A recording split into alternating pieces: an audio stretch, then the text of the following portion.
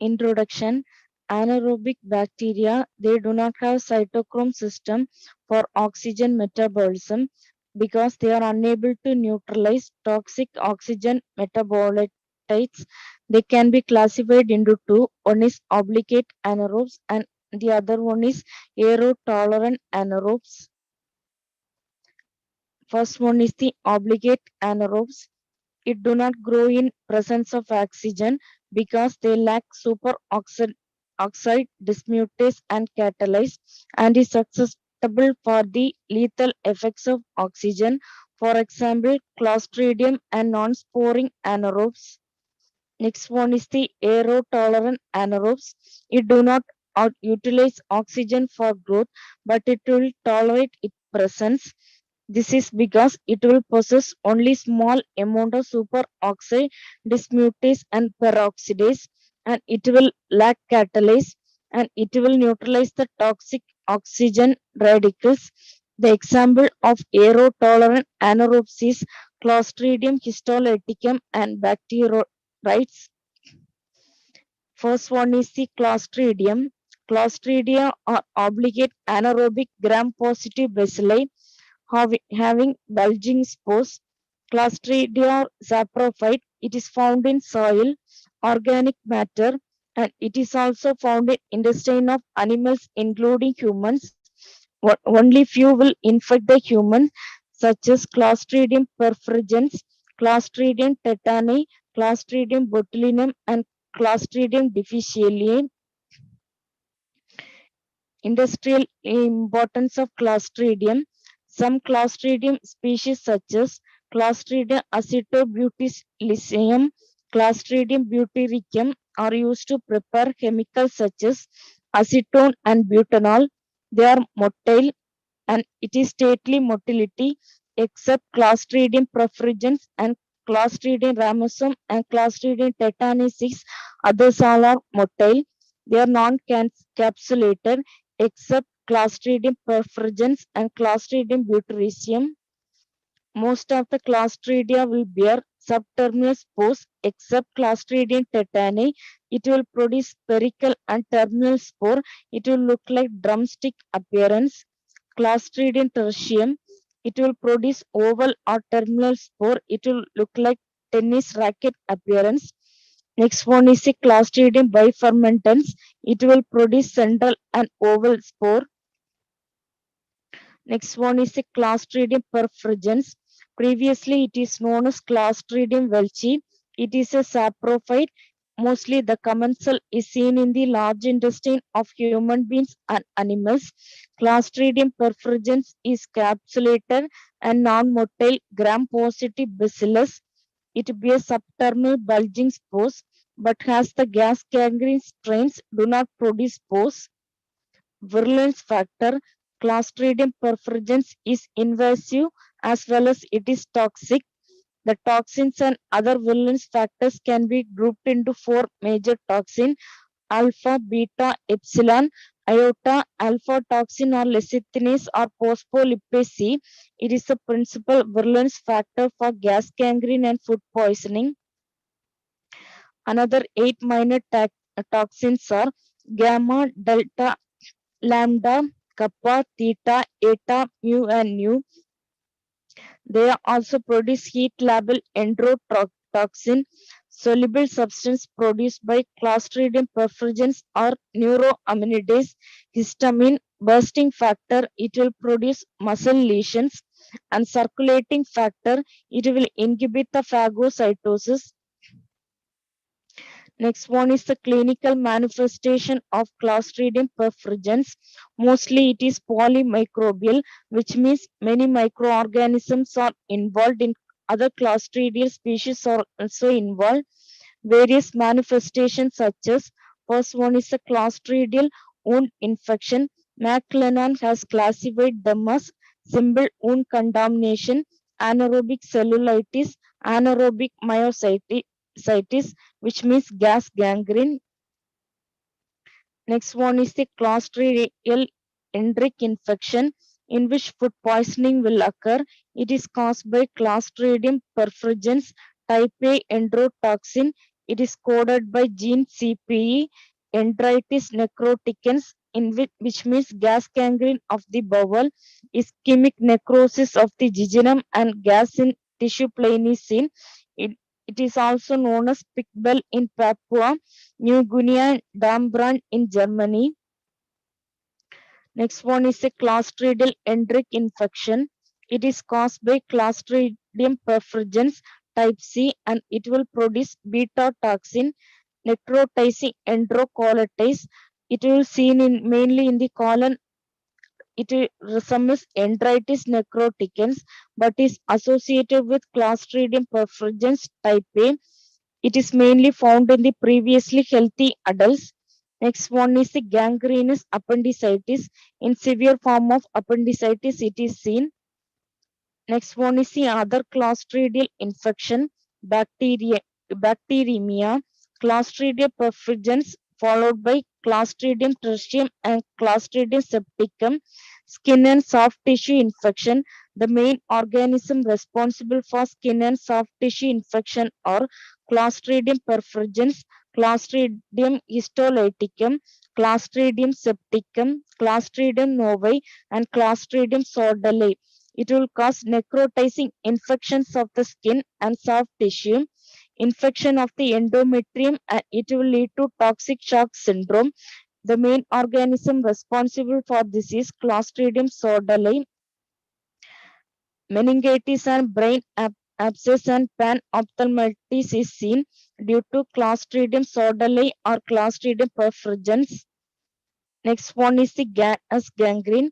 Gas gangrene by Oakley is defined as it is a rapidly spreading disease, edematous, in which the muscle necrosis is seen occurring in association with crushed bone contaminated with pathogenic Clostridia. Particularly, mainly it is seen in infection with Clostridium perfringens. It is always polymicrobial, means it many microorganism involvement is there. Next one is the established agents.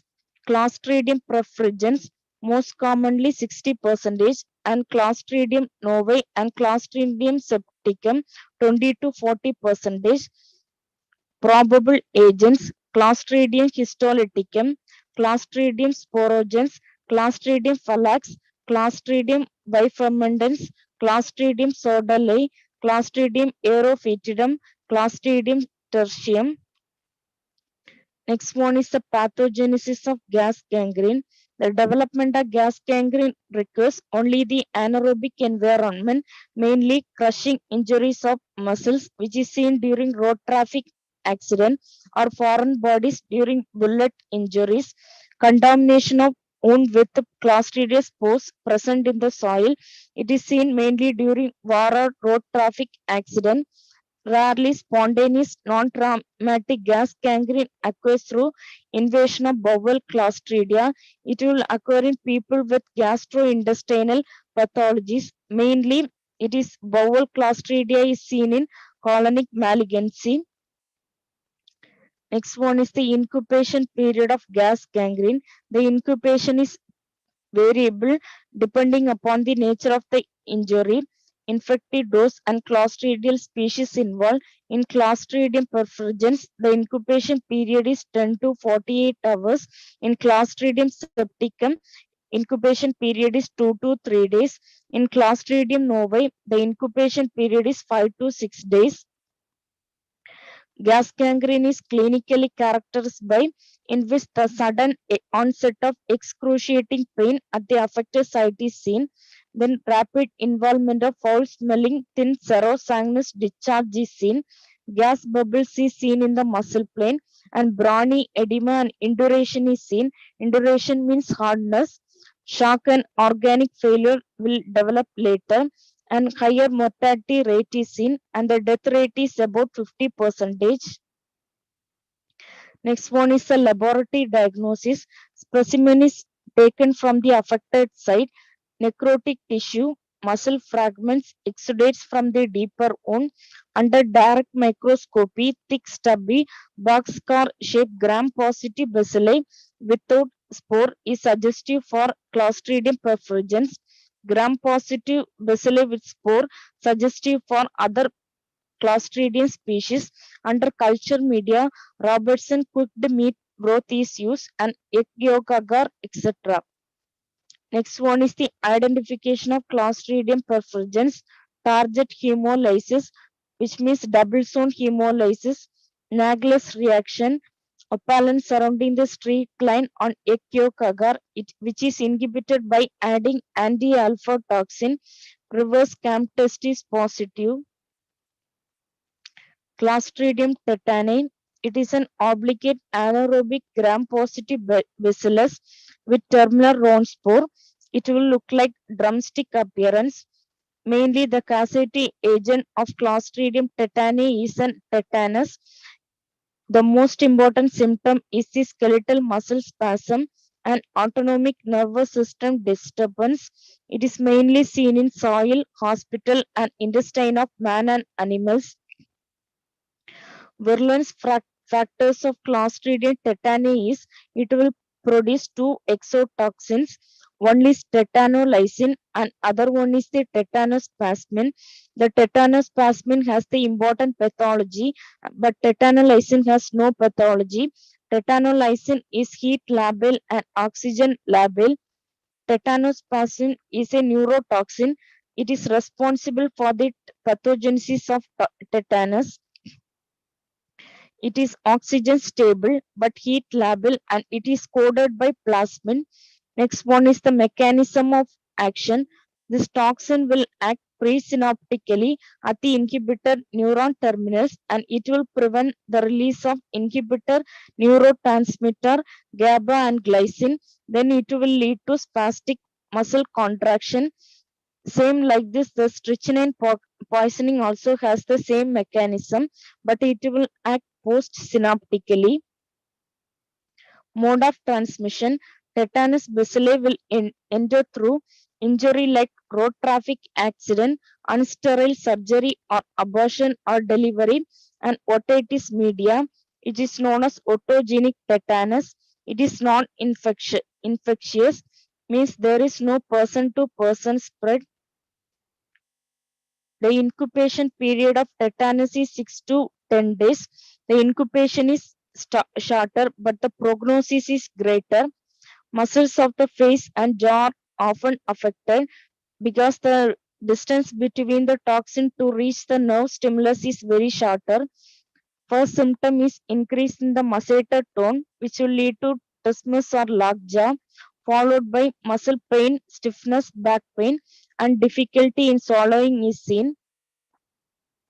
In neonates, difficulty in feeding is the usual first symptom. As the disease progresses, the painful muscle spasm is developed. In localized, it will involve the affected limb. In generalized painful muscle spasm, it will lead to descending spastic paralysis. Hands, feet are bent and mental activity is also impaired. Deep tendon reflex also exaggerated. Autonomic disturbance is maximum during second week of severe tetanus, in which the low or high blood pressure is seen, tachycardia, intestinal stasis, sweating, increased tracheal secretion, and acute renal failure is seen. The complication of tetanus is crisis sardonicus. The characteristic abnormal sustained spasm of the facial muscle that appears to produce grinning, which will look like a smile, like smiling like faces. Opisthotonous position of the body occurs due to generalized spastic contraction of the extensor muscle. Opisthotonous means spasm of muscle causing backward arching of the head. Respiratory muscle spasm may cause airway obstruction. Warm climate and rural area with fertile soil is associated with increased risk. Next one is the laboratory diagnosis of tetanus. Treatment should be started immediately based on the clinical diagnosis. Laboratory diagnosis only useful for confirmation. Specimen excise tissue bits from the necrotic depth of wounds. Gram staining will reveal gram-positive bacilli with terminal and round spore, which will look like drumstick appearance. Microscopy is unreliable. It cannot distinguish Clostridium tetani from Clostridium tetanomorphum and Clostridium sphenoides. Under culture, it is more reliable than microscopy.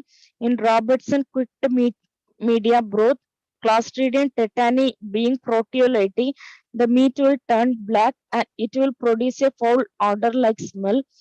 And blood agar Clostridium tetani will produce characteristic swarming growth.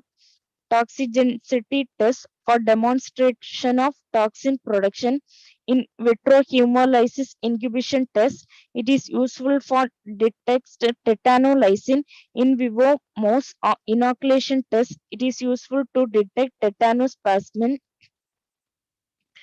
Treatment: passive immunization is available, which means tetanus immunoglobulin. It is a treatment of choice. Two preparations of available. One is human tetanus immunoglobulin, and the other one is the anti-tetanus serum equine derived.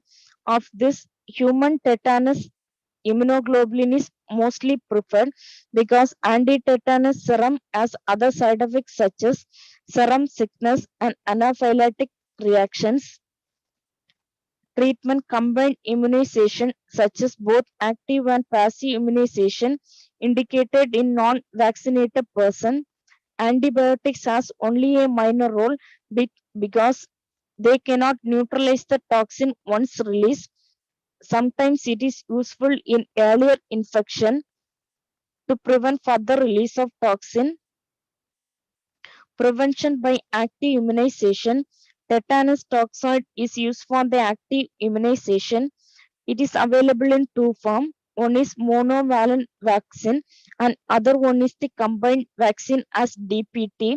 Monovalent vaccine as TT. Prevention by active immunization. Primary immunization of children. Under National Immunization Schedule of India, totally 7 doses are given. 3 doses of DPT are given at 6, 10 and 14 weeks of birth, followed by 2 booster doses of DPT at 16 to 24 weeks and 5 years, followed by 2 additional doses of TT at 10 years and 16 years.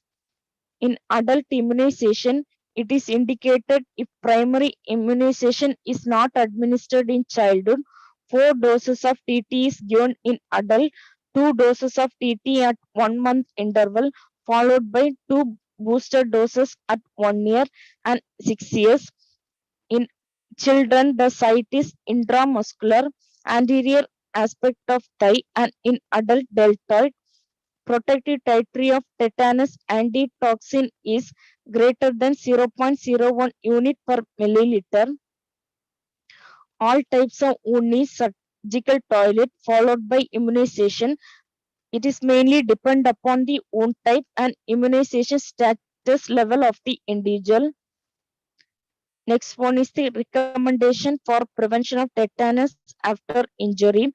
Simple wound greater than 6 hours, clean, non-penetrating, no or negligible tissue damage. Under category A, nothing is required. In complicated wounds, also nothing is required. Under category B, toxoid 1 dose. Under complicated wounds, toxoid 1 dose. Simple wound category C, toxoid 1 dose. In complicated wound, toxoid 1 dose plus human tetanus immunoglobulin is needed. Under category D, toxoid complete dose. Under complicated wound, toxoid complete dose and human tetanus immunoglobulin. Category A, taken complete doses of TT or booster within the past 5 years.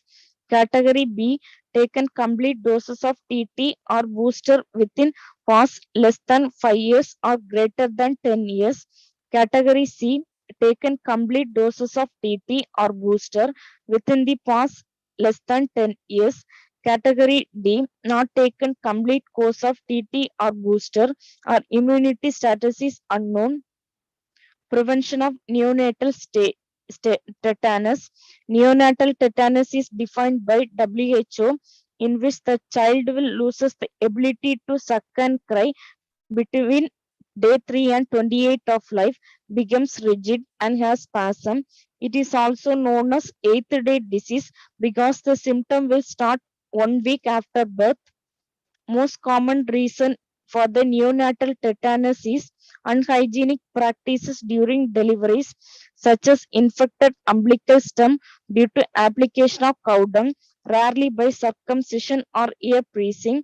Seasonal, more commonly, the neonatal tetanus is seen in July, August, and September months. Neonatal tetanus can be prevented by discouraging the home deliveries and promoting hospital or attended deliveries. Following aseptic clean practices are followed during delivery, such as clean hand, clean surface, clean blade for cutting cord, clean cord tie, clean cord stem, clean towel, and clean water.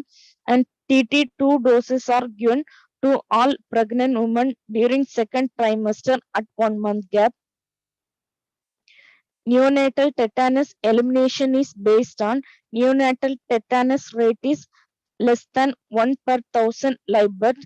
TT coverage to pregnant women is greater than 90%. Attended deliveries are greater than 75%.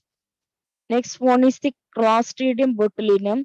Clostridium botulinum, it will produces botulinum toxin and it will causes botulism. The pathogenesis of Clostridium botulinum is non-invasive, and the pathogenesis is due to production of powerful neurotoxin botulinum toxin, probably the most toxic substance known to be lethal to mankind is serotype based on light chain. There are totally 8 serotypes A, B, C1, C2, D, E, F, and G. Under this serotype A, B are commonly cause human disease. The most severe form is serotype A.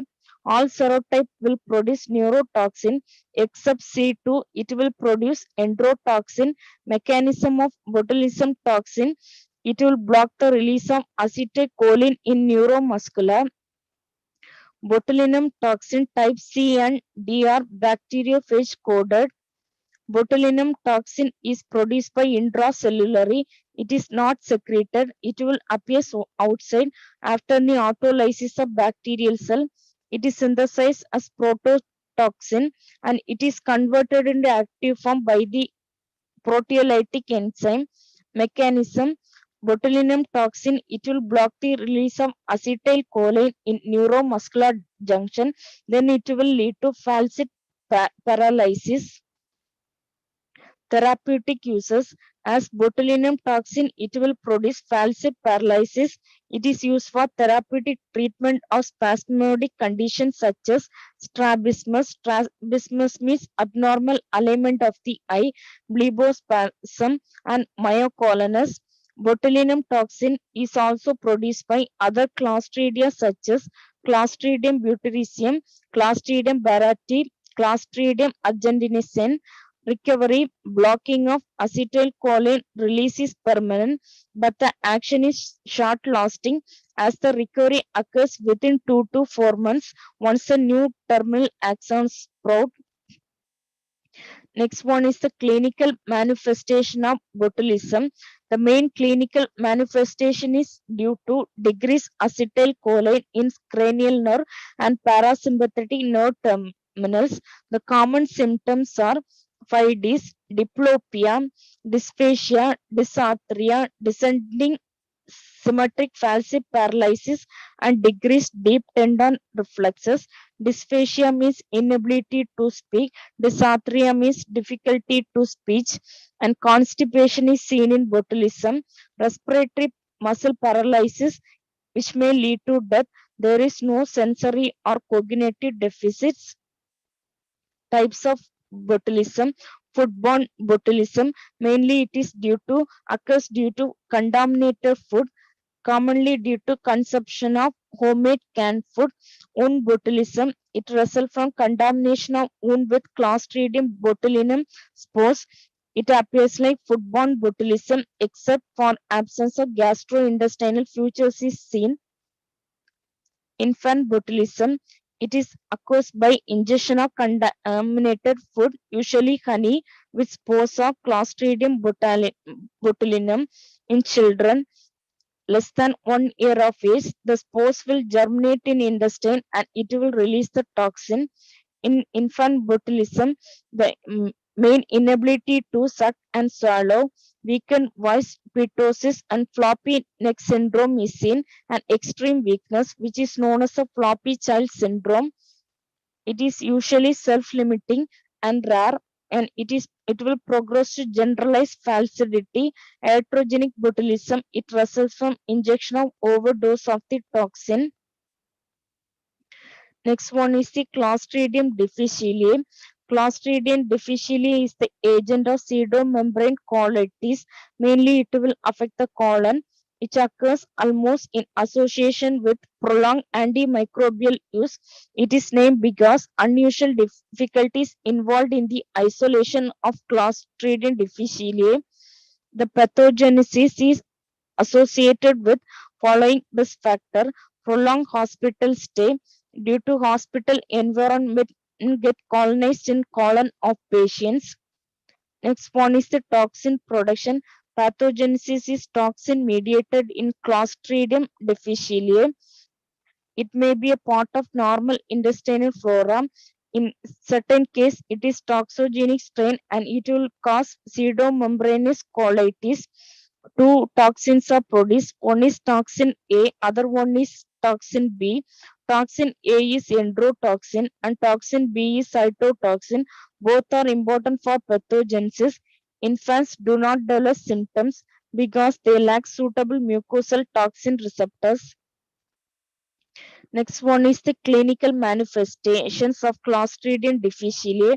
Diarrhea is one of the most common symptoms, and fever, abdominal pain, leukocytosis is seen. In stool, blood is uncommon. Pseudomembrane formation over colonic mucosa with relapse is seen in 15 to 30% of cases. Laboratory diagnosis of Clostridium difficile is infection depends upon isolation of bacilli followed by toxigenicity testing, stool culture on selective media such as CCFA or CCYA, cephatoxin cycloserine yolk. Stool culture is highly sensitive, but it is not specific in Clostridium difficile. Toxin demonstration is more meaningful in Clostridium difficile. Toxin demonstration. Toxins can be detected by various methods. Cell culture cytotoxin test. It is one of the most important methods. It is highly specific, but it is not sensitive like stool culture, but it is time consuming. Enzyme immunoassay for toxin A and toxin B stool is very rapid and it is not sensitive. PCR for Clostridium difficile, toxin B gene in stool, it is highly specific and it is sensitive. Colonoscopy is highly specific. Pseudomembranes are seen, but in colonoscopy the sensitivity is very low. Histopathology of colonic pseudomembrane, it is also highly specific in Clostridium difficile. Next one is the non-sporing anaerobes. The common diseases are mobilinicus, which means bacterial vaginosis. It is caused by Gardnerella, Leptotrichia or Fusobacterium fusiformis, which is the agents of Vincent's angina.